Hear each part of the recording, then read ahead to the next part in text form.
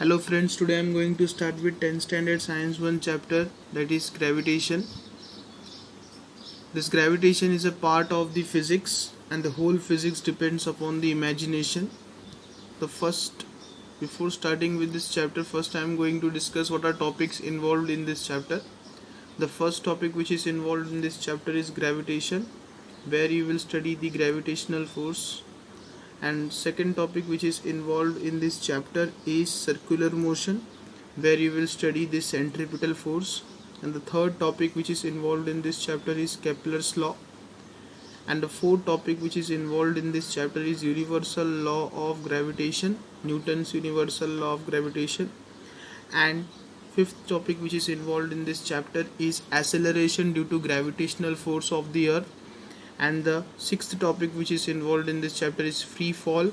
And the last topic which is involved in this chapter is escape velocity. So today in this video we are going to start with the topic gravitation, Newton's universal law of gravitation and Kepler's law.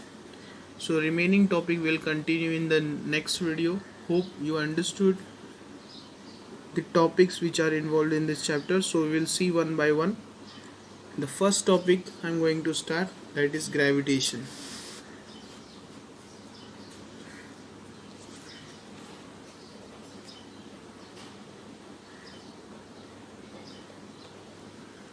Gravitation. The word gravitation has been described by the scientist Newton. Gravitation word Newton ने explain किए थे. Gravitation होता क्या है? अगर कोई भी दो मासेस को हम अगर यूनिवर्स में रख दे तो दोनों मास एक दूसरे से अट्रैक्ट करने लगते हैं और वो अट्रैक्शन वाले प्रॉपर्टी को ही हम ग्रेविटेशन बोलते हैं.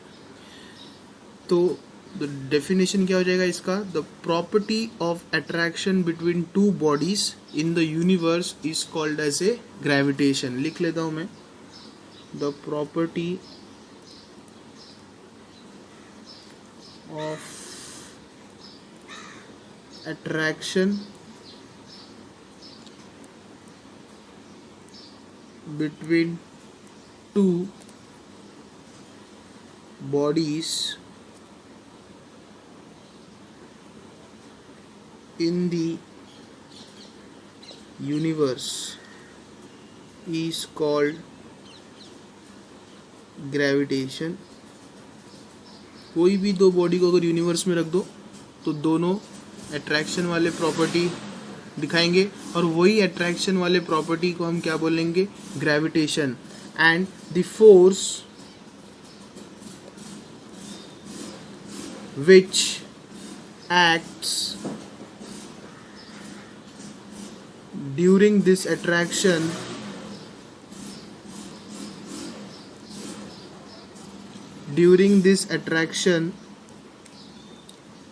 is called gravitational force. The property of attraction between two bodies in the universe is called gravitation, and the force which acts during this attraction is called gravitational force. तो आपको gravitation समझ में आ गया. और ये ग्रेविटेशनल फोर्स एक्चुअली होता क्या है? तो ये ग्रेविटेशनल फोर्स समझने के लिए हम एक टॉपिक समझेंगे, Newton's universal law of gravitation.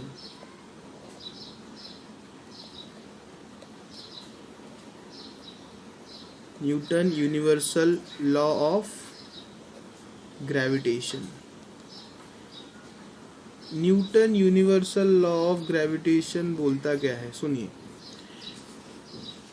Every particles in the universe, क्या बोलता है? Every particles in the universe attracts every other particle with the force which is first directly proportional to product of their masses and inversely proportional to square of distance between them. क्या बोलता है?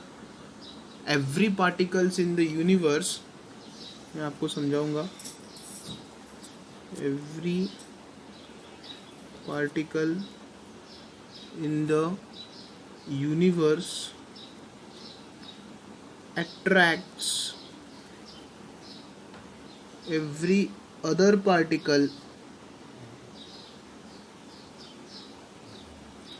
with every other particles with the force which is first directly proportional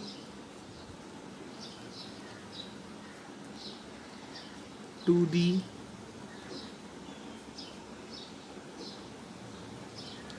product of their masses and inversely proportional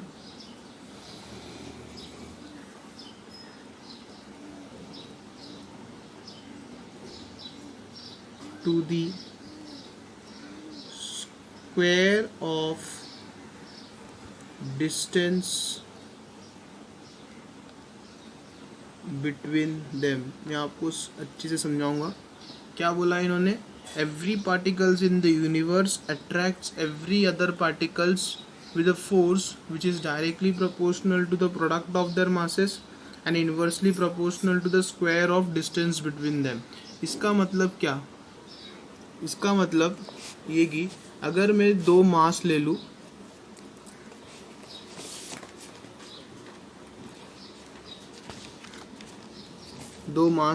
एक मास को मैंने लिया m1 और दूसरा मास को लिया मैंने m2. ये दोनों मास का सेंटर ये है, ये दोनों मास सेंटर से डिस्टेंस r पे है, अब मैंने न्यूटन्स लॉ ने क्या बोला कि एवरी पार्टिकल, ये एक पार्टिकल का मास है, ये दूसरे पार्टिकल का मास है, सो m1 is a mass of first particle, m2 is a mass of second particle, r is the distance between two particles. Newton law ने क्या बताया कि every particles attracts every other particle. ये इससे अट्रैक्ट करेगा, ये इससे अट्रैक्ट करेगा with a force which is directly proportional to product of their masses. Product of their masses मतलब क्या? Multiplication of their masses. तो force which is directly proportional to product of their masses m1, product में हम dot लेते हैं m2. Let us consider this equation as a 1. और second क्या बताया? And इनवर्सली प्रोपोर्शनल मतलब क्या? 1 upon square of a distance between them. इसके बीच का डिस्टेंस क्या है? r, उसका स्क्वायर. अब मैं आपको समझाता हूँ डायरेक्टली प्रोपोर्शनल और इनवर्सली प्रोपोर्शनल का मीनिंग. इस साइड में एक्सप्लेनेशन लिख लेना, इसको एग्जाम में ना लिखना. f is directly proportional to, सिर्फ ये जो बता रहा हूँ उसको एग्जाम में नहीं लिखना है, इसको लिखना है. f is directly proportional to m1 into m2. अगर m1 और m2 बढ़ेगा तो f भी क्या करेगा? बढ़ेगा. अगर m1 और m2 कम हो जाएगा तो f भी क्या हो जाएगा? कम. क्यों? ये डायरेक्टली प्रोपोर्शनल है इसके लिए. अगर इन्वर्सली प्रोपोर्शनल ले 1 अपॉन आर स्क्वायर. अगर r बढ़ता है, इन्वर्स है ना, तो f कम हो जाएगा. अगर r कम हो गया तो f क्या हो जाएगा? बढ़ जाएगा, क्योंकि ये इनवर्स रिलेशन है. तो आपको समझ में आ गया दोनों relation, directly proportional and inversely proportional. Okay, so from 1 and 2 what we will write? From 1 and 2, from 1 and 2, f is directly proportional to m1 into m2 upon r square. To remove this proportionality sign, we'll remove this proportionality sign by constant. So f is equal to constant into m1 into m2 upon r square.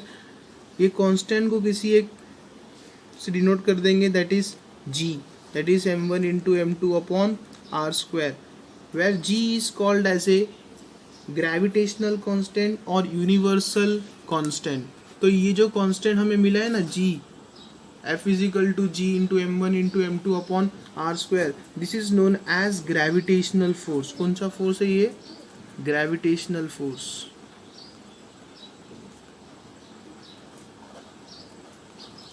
जहाँ पे ये force F क्या है, gravitational force,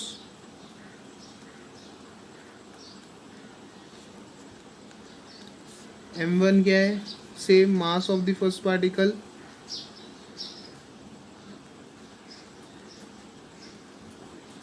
m2 क्या है, मास of the second particle, और g क्या है, ग्रेविटेशनल कांस्टेंट, और इसको हम बोलते हैं ग्रेविटेशनल कांस्टेंट, और इसको हम बोलते हैं universal constant.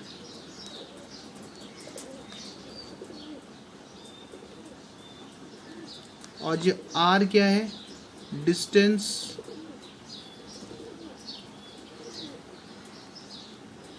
Between two particles. अब ये जो फोर्स मिला है कौन सा फोर्स है, ग्रेविटेशनल फोर्स, उसका वैल्यू कितना है, वैल्यू नहीं बोलेंगे हम, वो कितना है, F is equal to G into m1 into m2 upon R square. Substitute करेंगे हम सारे वैल्यूज़, g का वैल्यूज़, m1 और m2 का वैल्यू, तो हमें एक फोर्स का वैल्यू मिल जाएगा। वो फोर्स क्या हो जाएगा, ग्रेविटेशनल फोर्स। अब मैंने बताया कि आपको g is universal gravitational constant, और ये यूनिवर्सल ग्रेविटेशनल कांस्टेंट जो मैंने आपको बताया ना, वो वैल्यू फिक्स होता है उसका, that is g is 6.67 into 10⁻⁻11 newton metre square पर kg स्क्वायर। ये वैल्यू फिक्स होता है। अगर ये वैल्यू फिक्स नहीं हुआ ना,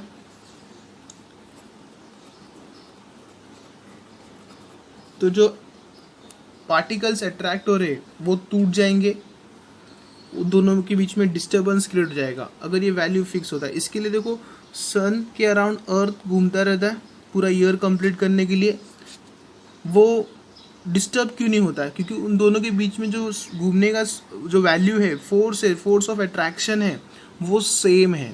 इसके लिए कांस्टेंट चलता रहता है, सेम चलता रहता है, इसके लिए वो उसमें डिस्टर्बेंस क्रिएट नहीं होता रहता है।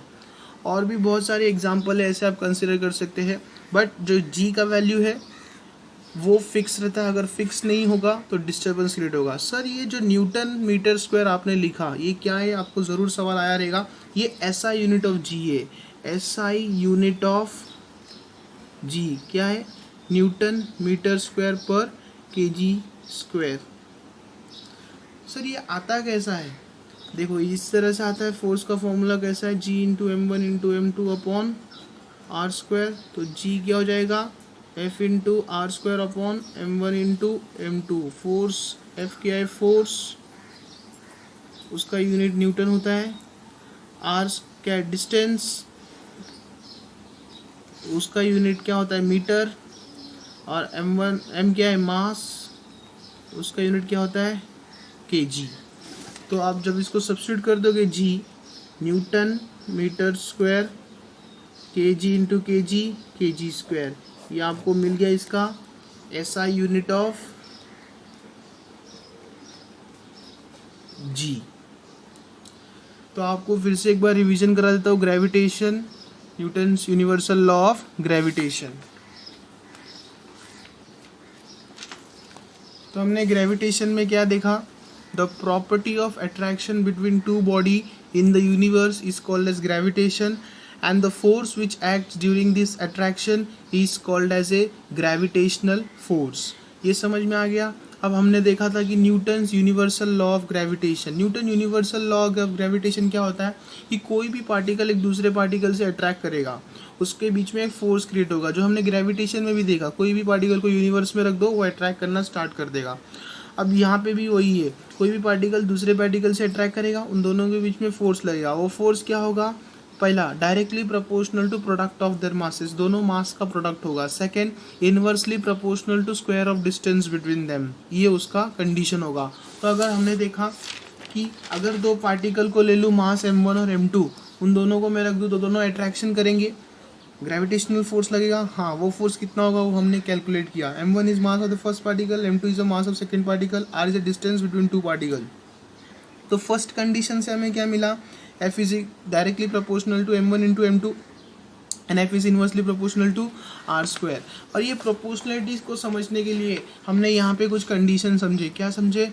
F is directly proportional to m1 into m2, m1 m2 increase होगा तो f कम हो जाएगा, m1 m2 कम हो जाएगा तो f बढ़ जाएगा, क्योंकि ये डायरेक्टली प्रोपोर्शनल है, ये दोनों एक दूसरे से डायरेक्टली प्रोपोर्शनल है। अभी ये दोनों फोर्स और डिस्टेंस इन्वर्सली प्रोपोर्शनल है। अगर आप डिस्टेंस को इंक्रीज कर दो तो of course force will decrease, and if you decrease the distance then the force will increase because of inversely proportional. So here we got the F is directly proportional to m1 into m2 upon r square. So remove this proportionality sign. हमने क्या use किया? constant. That constant is denoted by g. This is known as gravitational force, and this whole term F is equal to g into m1 into m2 upon r square. When you will substitute all the value, you will get the gravitational force, where F is gravitational force, mass of the first particle is m1, m2 is mass of second particle, g is gravitational constant, or you can denote as a universal constant, and r is distance between two particles. The value of this gravitational constant g is fixed every time, that is g is equal to 6.67 into 10 raised to minus 11 Newton meter square per kg square, which is fixed value. So SI unit of g will be how much? Newton meter square per kg square. आता कैसा है? ये formula से F is equal to g m1 into m2 upon r square. अब ये g F क्या है हमारा? फोर्स, R क्या है हमारा? डिस्टेंस, M क्या है हमारा? मास। ऐसा यूनिट सब्स्टिट्यूट कर दो सारे के, तो ऐसा यूनिट्स आपको मिल जाएगा, ऐसा यूनिट ऑफ G, और ये आपका वैल्यू भी मालूम पड़ गया। ये हो गया आपका ग्रेविटेशन और Newton's universal law of gravitation. Next topic we will discuss, that is Kepler's law.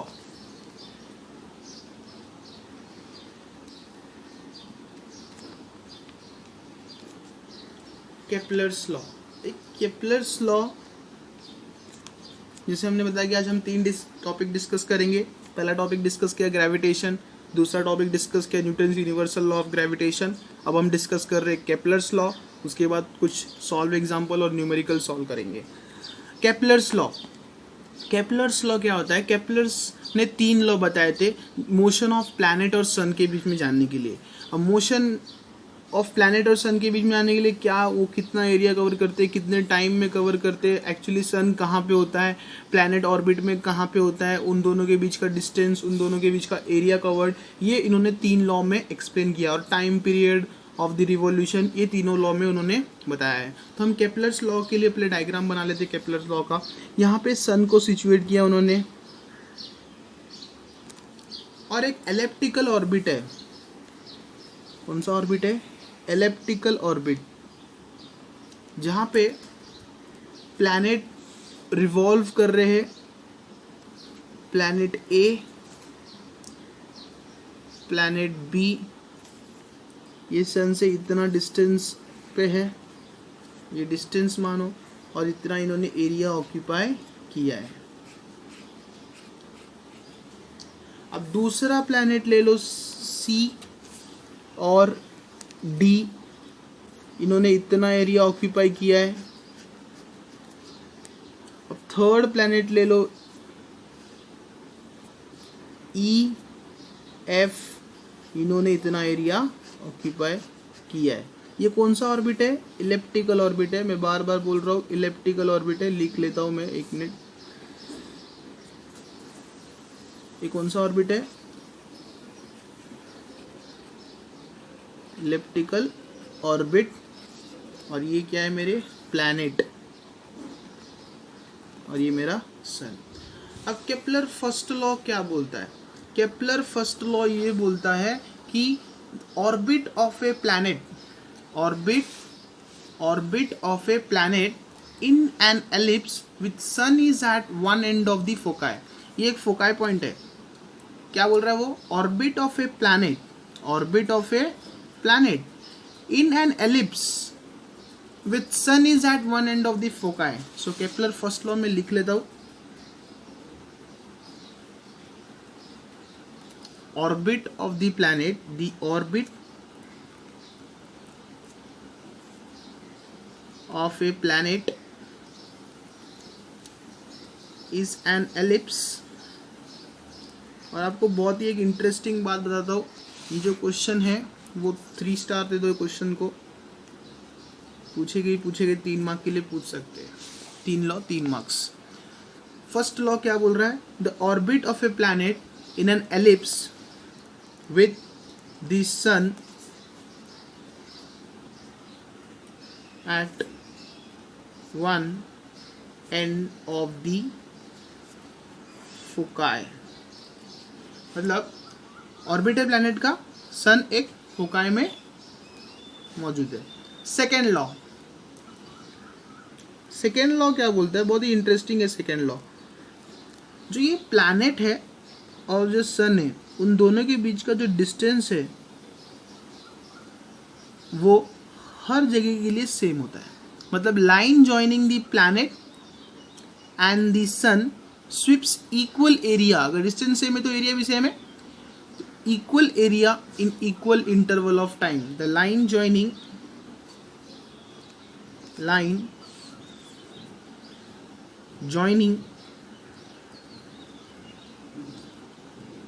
the planet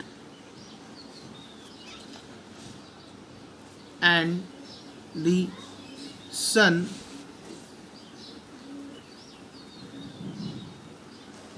sweeps equal area in equal interval of time. The line joining the planet and the sun sweeps equal area in equal interval of time. Line joining the sun and the planet sweeps equal area in equal interval of time. This is known as Kepler second law. And Kepler third law क्या बोलता है कि square of the time period.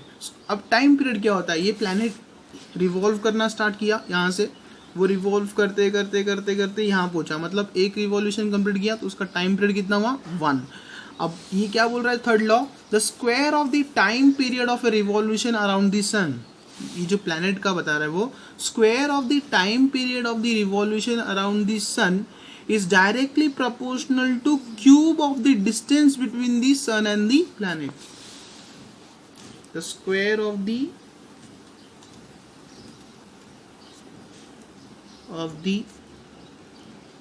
time period of the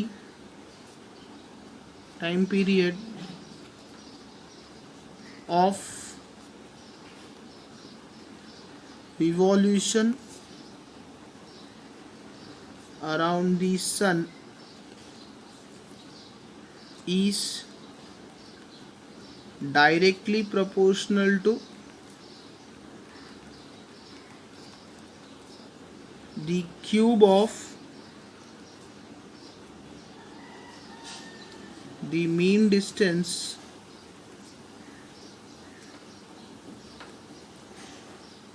of a planet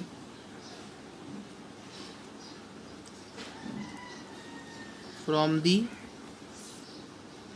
sun.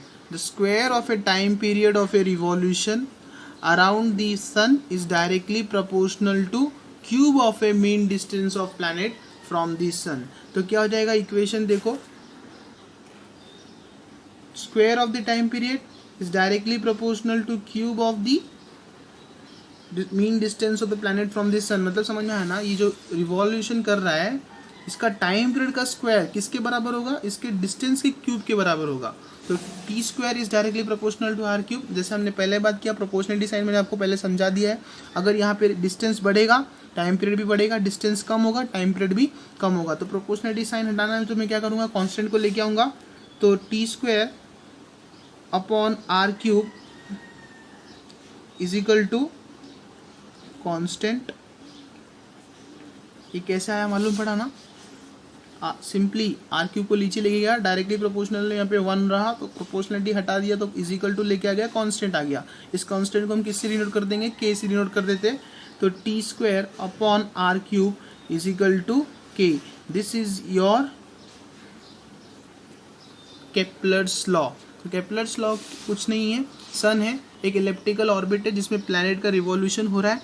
तो उन्होंने पहला law में क्या बताया? Orbit of a planet in an ellipse with sun is at one end of the foci, sun क्या है, एक foci and में मौजूद है और वो प्लैनेट जो है उसके अराउंड रिवॉल्व कर रहा है। सेकेंड लॉ क्या बोल रहा है, the line joining the planet and the sun sweeps equal area in equal interval of time, जो भी लाइन है सन और प्लैनेट के बीच में इक्वल एरिया स्वीप करता है इक्वल इंटरवल ऑफ टाइम में। थर्ड क्या बोल रहा है, जो भी रिवॉल्यूशन हो रहा है उसका square of the time period is directly proportional to R cube, this is known as Kepler's third law.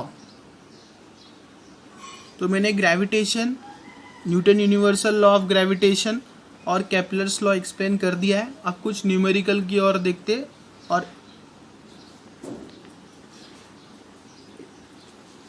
Numerical number 1 जो आपके टेक्स्ट बुक पेज नंबर 6 के सॉल्व एग्जाम्पल है, वही क्वेश्चन सॉल्व करते हैं, क्योंकि 10th standard all numericals and all concepts only come from textbook only, so आपको बहुत अच्छे से ध्यान देना है इसको।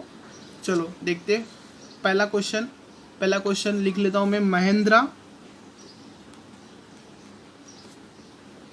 And Virat are sitting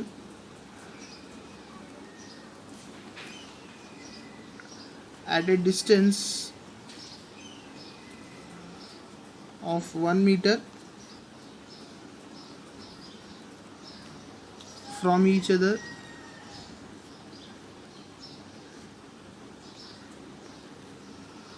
Their masses are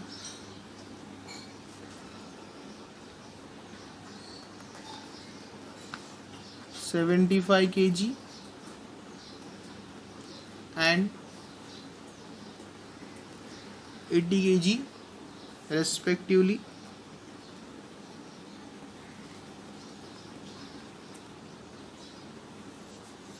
Then find what is the gravitational force.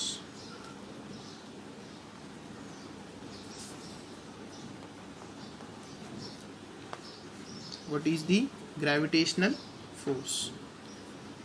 तो गिवन में क्या आएगा, देखो क्वेश्चन पढ़ लो पहले।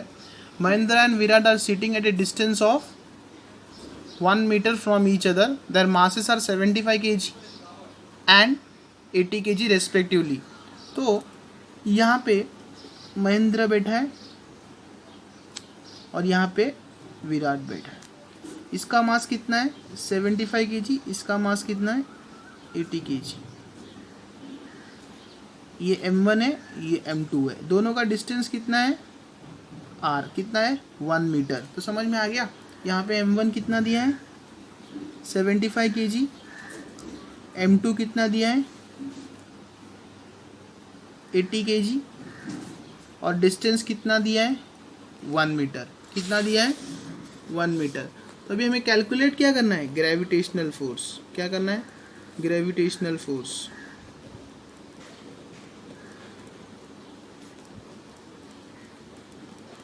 F।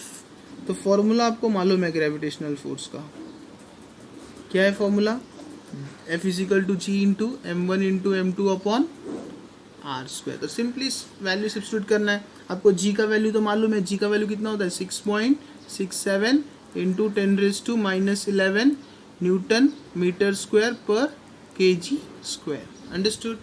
सो सोल्यूशन में लिख लेता हूँ, क्या होगा, F is equal to G into m1 into m2 upon R square. तो g का वैल्यू सब्स्टिट्यूट कीजिए यहाँ पे 6.67 इंटू 10⁻⁻11 इंटू मास, पहले का मास कितना है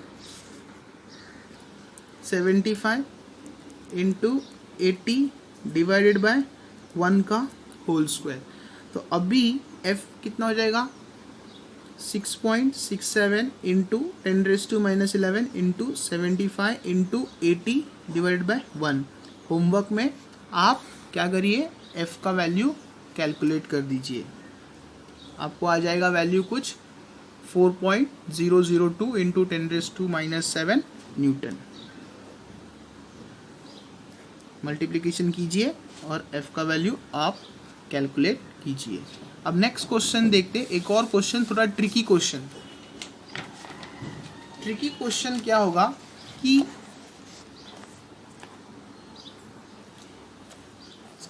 calculate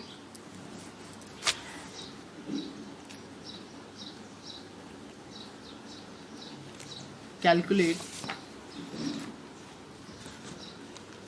the gravitational force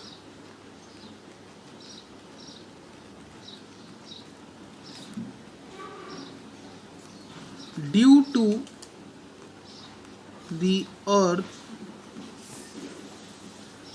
on Mahindra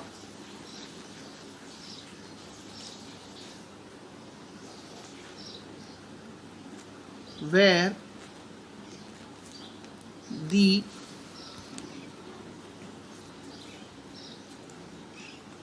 mass of the Mahindra is 75 kg। तो ये क्वेश्चन में उन्होंने दिया गया है calculate the gravitational force of the earth on Mahindra where the mass of the Mahindra is 75 kg। तो गिवन में क्या है मास ऑफ महिंद्रा और इन्होंने क्या बोला है calculate the gravitational force due to the earth, मतलब ये मेरा अर्थ है और मास ऑफ द महिंद्रा, तो इस कंडीशन में ये m1 हो गया, इस कंडीशन में ये मेरा m2 हो गया। तो इस कंडीशन में m1 कितना होगा, आपको मैं कुछ नोट लिख के देता हूँ, चीज़ें याद रखना है। मास of the earth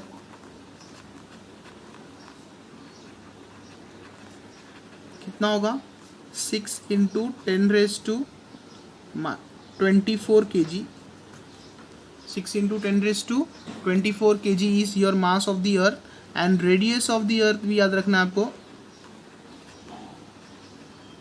radius of the earth RE that is 6400 kilometre में होता है। ये वैल्यू फिक्स होता है, आपको ये वैल्यू याद रखना है। हालांकि क्वेश्चन में देते हैं, कुछ क्वेश्चन में अगर नहीं देंगे तो आपको ये वैल्यू सब्सटीट्यूट करना है।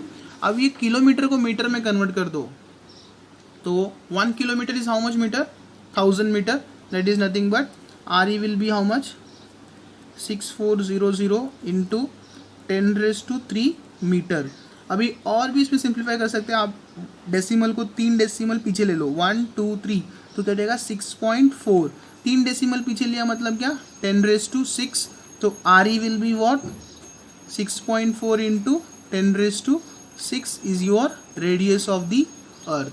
तो यहाँ पे मास ऑफ द अर्थ कितना लेना है हमें 6 × 10⁻24 kg और मास ऑफ द महिंद्रा कितना है दैट इज 75 kg और रेडियस का डिस्टेंस कितना हो जाएगा 6.4 × 10⁻⁶ metre.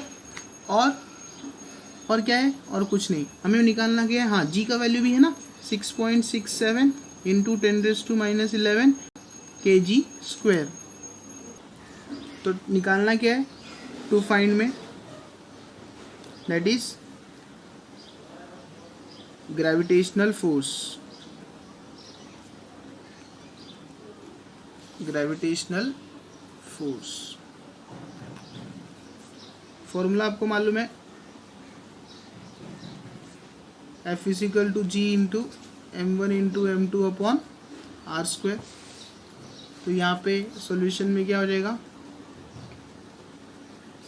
F = G × m1 × m2/r²। तो G का वैल्यू कितना है 6.67 × 10⁻⁻11, mass of the earth 6 × 10⁻24 kg, mass of the Mahindra that is 75 kg divided by r², 6.4 × 10⁻⁶ the whole square.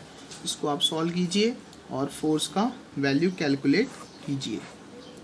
तो क्वेश्चन इन्होंने क्या बोला था, उन्होंने 2 क्वेश्चन देखा, calculate the gravitational force of the earth of gravitational force due to the earth on Mahindra in where the mass of the Mahindra is 75 kg।